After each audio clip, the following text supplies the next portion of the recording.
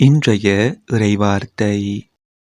இன்றைய தினத்துக்கு உரிய முதலாம் வாசகம் சீராக்கின் ஞான நூலில் இருந்து. சலிக்கின்ற போது சல்லடையில் உமி தங்கிவிடுகின்றது, அவ்வாறே மனிதரின் பேச்சில் மாசு படிந்து விடுகின்றது. குயவரின் கலன்களை சூளை பரிசோதிக்கின்றது, மனிதரை உரையாடல் பரிசோதிக்கின்றது.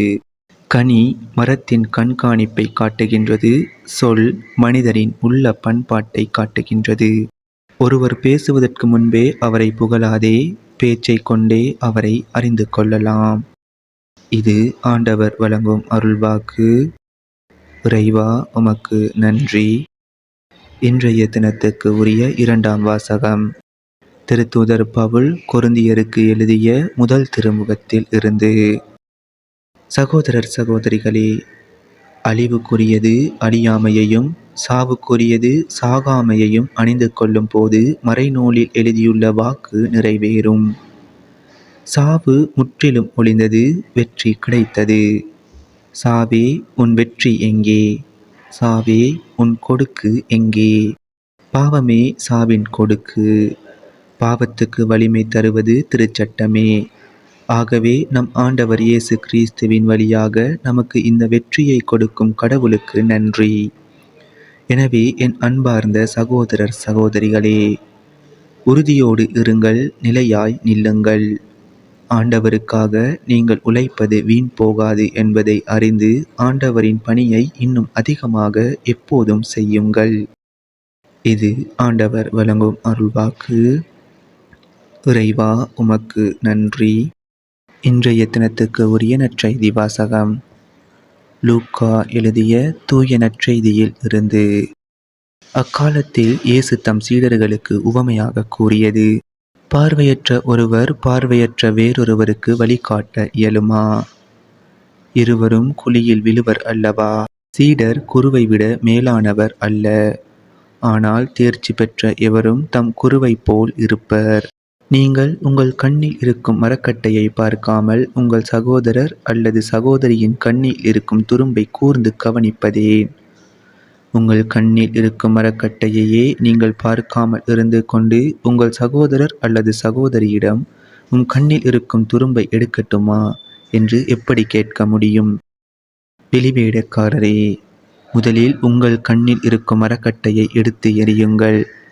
அதன்பின் உங்கள் சகோதரர் அல்லது சகோதரியின் கண்ணில் இருக்கும் துரும்பை எடுக்க உங்களுக்கு தெளிவாய் கண் தெரியும். கெட்ட கனி தரும் நல்ல மரமும் இல்லை, நல்ல கனி தரும் கெட்ட மரமும் இல்லை. ஒவ்வொரு மரமும் அதனதன் கனியாலே அறியப்படும். ஏனென்றால் முற்றடிகளில் அத்திப்பழங்களை பறிப்பாரும் இல்லை, முட்புதர்களில் திராட்சை குலைகளை அறுத்து சேர்ப்பாரும் இல்லை. நல்லவர் தம் உள்ளமாகிய நல்ல கருவூலத்திலிருந்து நல்லவற்றை எடுத்து கொடுப்பர். தீயவரோ தீயதினின்று தீயவற்றை எடுத்து கொடுப்பர். உள்ளத்தின் நிறைவையே வாய் பேசும். இது நம் கிறிஸ்து இயேசு வழங்கும் வாழ்வு தரும் நற்செய்தி. கிறிஸ்துவே உமக்கு புகழ். இன்றைய தினத்துக்கு உரிய சிந்தனை துளிகள். ஆண்டவராகிய இயேசு கூறுகிறார்: உள்ளத்தின் நிறைவையே வாய் பேசும். அந்த பேச்சை கொண்டே ஒருவரை அறிந்து கொள்ள முடியும். எனவே எதை கொண்டு நம் உள்ளத்தை நிரப்புகிறோம் என்பது முக்கியமான ஒன்றாக இருக்கிறது. நம் உள்ளம் எனும் கருவூலம் பார்த்தல், கேட்டல், முகர்தல், ருசித்தல், தொடுதல் என்ற ஐம்புலன்கள் வழியாகவே நிறைகின்றது. எனவே இவ்வழியில் எவற்றை நம் உள்ளத்தில் நிறைய அனுமதிக்கிறோமோ அவைதான் நம் சிந்தனை, சொல், செயல்பாடுகளிலே வெளிப்படும். இன்று உலகம் பாவத்திலே மூழ்கி கிடக்கிறது. ஒரு கோப்பை நஞ்சை உண்டாலும் சரி, ஒரு துளி நஞ்சை உண்டாலும் சரி, விளைவு ஒன்றுதான். இதை உணர்ந்தவர்களாக பாவம் என்ற கனியை அறவே தவிர்த்து நல்ல கனித்தரும் நல்ல மரங்களாக வாழ இறைவன் நம்மை அழைக்கின்றார். அவ்வாறு வாழ இறைவனுக்கு ஏதுவான நன்மைகளால் நம் உள்ளத்தை நிறைத்திடல் அவசியம். திருவிவிலியம் வாசித்தல், நற்கருணை தினமும் பெறுதல், ஆராதனையில் பங்கு கொள்ளுதல், நல்ல மறைவுரைகளுக்கு செவி சாய்த்தல், செபமாலை செபித்தல், இறைவனோடு பேசுதல் போன்றவற்றின் உதவியால் நம் உள்ளத்தை இறை பிரசன்னத்தால் நிறைத்து சாட்சிய வாழ்வு வாழ்ந்திடுவோம். உள்ளத்தின் நிறைவிலிருந்து இயேசுக்கு சாட்சி பகிர்ந்திடுவோம்.